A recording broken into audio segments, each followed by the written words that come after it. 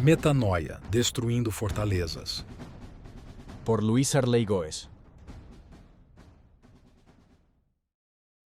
Porque embora andemos na carne, não lutamos segundo a carne. Porque as armas da nossa luta não são carnais, mas poderosas em Deus para destruir fortalezas. Destruímos raciocínios mentirosos e toda a arrogância que levanta contra o conhecimento de Deus, e levamos cativo todo o pensamento à obediência de Cristo. 2 Coríntios capítulo 10, versículos do 3 ao 5. Ao escrever aos Coríntios, o apóstolo Paulo esclarece que, embora sejamos humanos, nossa luta não tem propósito humano, e por isso, as armas dessa batalha não são geradas nesse mundo real. Segundo o apóstolo, elas são poderosas em Deus. Ora, Deus é um ser espiritual, logo podemos compreender que tais armas são geradas no mundo espiritual. Se a batalha é espiritual, então, cada cristão deve se encontrar preparado espiritualmente para esta batalha. Tudo deve começar com um bom discernimento de quais são os propósitos dessas armas e de como devemos operá-las. Paulo, a princípio, nos comunica sobre uma batalha, depois esclarece onde ela acontece e, por fim, qual é a sua meta. Sabemos que a mente humana é sui generis, ou seja, algo individual, único, singular.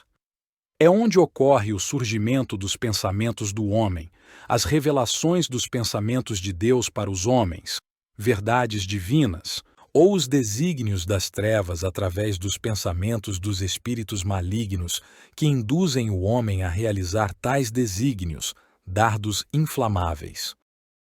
Satanás, para alcançar a mente do homem, não precisa de permissão. Ele simplesmente lança seus pensamentos iníquos através de seus dardos inflamados. A mente sempre será o palco da batalha, onde o inimigo de nossas almas e suas hostes da maldade irão combater contra toda a verdade de Deus e, consequentemente, articular contra cada cristão. Sua ação no pensamento do homem é livre e ocorre o tempo todo. Satanás não brinca de ser diabo. Ele é diabo sempre. Jesus nos diz que quando nascemos de pais humanos, temos a natureza humana. Isso se dá porque, após a queda do homem, deixamos de ser a imagem de Deus para ser imagem de Adão. A palavra imagem no grego, uma das línguas em que a Bíblia foi escrita, tem o significado de sombra. Ora, a sombra reflete aquilo que lhe produziu, e, se agora somos a imagem, por descendência, de Adão, iremos reproduzir toda a sua natureza corrompida, ou seja, sua natureza pecadora. A mente do homem caído, homem natural, não tem como receber os pensamentos de Deus, pois o mesmo se encontra insensível, morto, para as coisas espirituais do reino de Deus. Podemos dizer que o homem natural é incrédulo. Uma pessoa incrédula é aquela que, através da herança de Adão, se tornou desobediente e, por conseguinte, inimiga de Deus. Ela baseia totalmente a sua vida nos seus sentidos, principalmente no que pode ver e pensar. A mente do homem natural, por estar insensível para o reino de Deus, não poderá receber orientação que advém dos pensamentos de Deus para ele, verdades divinas.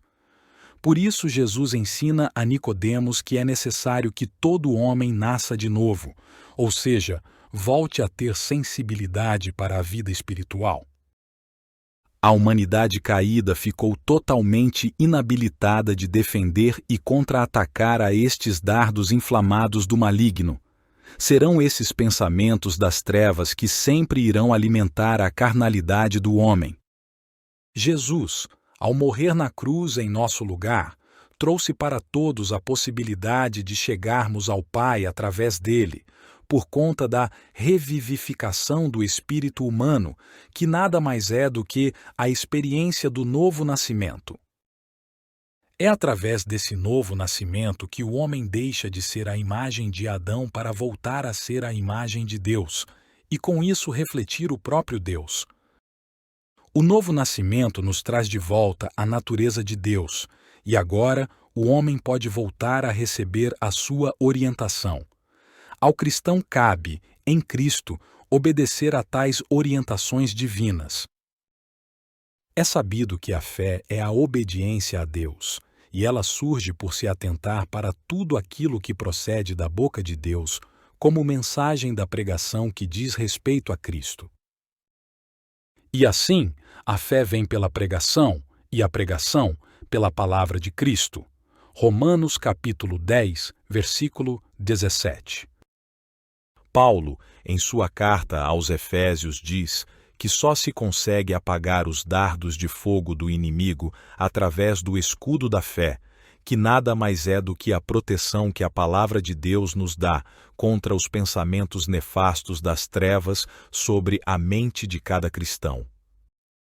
Acima de tudo, peguem a fé como um escudo, com o qual poderão apagar todas as flechas de fogo do maligno. Efésios capítulo 6, versículo 16. O cristão, ao exercitar sua fé, deixa de viver como homem natural, o qual vive neste mundo que jaz no maligno, e deve passar a permitir que Deus o transforme por uma intensa e plena mudança de sua mente, metanoia, e após o que se torna apto a receber a orientação da vontade de Deus para a sua vida. E não vos conformeis com este mundo, mas transformai-vos pela renovação do vosso entendimento, para que experimenteis qual seja a boa, agradável e perfeita vontade de Deus. Romanos capítulo 12, versículo 2. O espírito e a vontade do homem que passou pelo novo nascimento se tornam barreiras armadas na mente do cristão. Tais barreiras são formadas por tudo aquilo que é verdade advinda de Deus. O aço, ao ser forjado, recebe um enrijecimento o qual o tornará mais resistente. Da mesma forma, quando o cristão submete sua mente em obediência a estas verdades, renovará o seu entendimento. Tudo aquilo que é contrário às verdades do conhecimento de Deus é destruído e levado cativo à obediência de Cristo. O cristão, assim, estará forjando sua mente e enrijecendo, sendo resistente a qualquer tentativa que os espíritos malignos lançarem sobre ele. Esta têmpera advinda da obediência irá gerar o fortalecimento da fé do cristão, trazendo-lhe proteção contra os ataques malignos na mente do Filho de Deus. O apóstolo Paulo compara os argumentos e raciocínios do homem que não estão sendo orientados por Deus, isto inclui cristão e não cristão, a uma fortaleza do inimigo. A mente humana é território de domínio do inimigo, sendo ocupado por muitas fortalezas e, por isso, temos de guerrear para conquistá-la. Será pela proteção do escudo da fé que poderemos apagar todos os dardos de fogo do inimigo na mente do cristão. Pense nisso. Jesus te ama. Eu sou Luiz Arley Góes